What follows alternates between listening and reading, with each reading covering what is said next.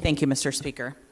As we established earlier, the gay and trans panic defense, or LGBTQ+ panic defense, is a defense used by individuals who seek to evade personal responsibility for violent crimes, including murder, by arguing that their violent actions were justified by finding out another person's gender identity or sexual orientation, or by receiving a nonviolent pass or come on from an LGBTQ+ person.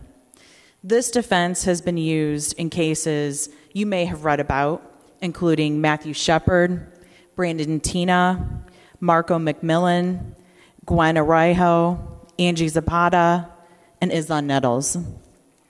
As recently as 2018, the gay and trans panic defense has been successfully used to mitigate a murder charge.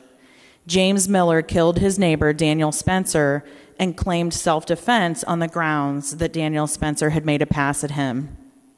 He was found not guilty of murder and manslaughter, despite the fact that he never argued that Spencer had tried to cause him harm, and there was no forensic evidence indicating that Miller had been physically threatened. Ultimately, a jury sentenced Miller to 10 years probation on a lesser charge for a violent crime that cost another person his life. 10 years probation. With that verdict, a Texas jury was willing to absolve a killer of personal responsibility for his actions because his victim was gay. That sends the message that gay people's lives aren't as valuable as others and that gay people deserve to die. The American Medical Association has called violence against LGBTQ people, specifically transgender or non-gender conforming people, an epidemic.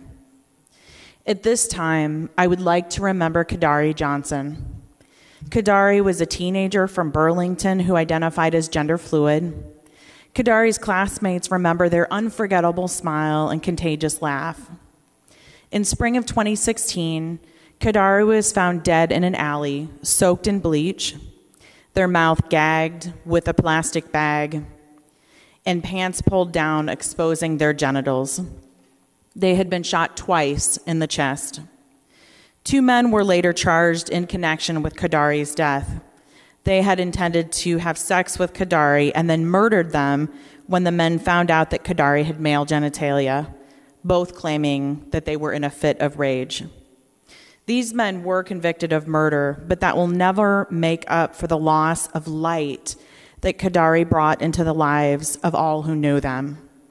Please join me in a moment of silence. Thank you. Here in Iowa, we value all members of our community. It's sad that we have to make it clear that a person's gender identity or sexual identity is no excuse for violence against them, but we do. Thank you to Representative Kaufman and Representative Jones, who served on the subcommittee, members of the Judiciary Committee who supported the bill, including our chair, Representative Holt. I ask that all members of the House support this bill today.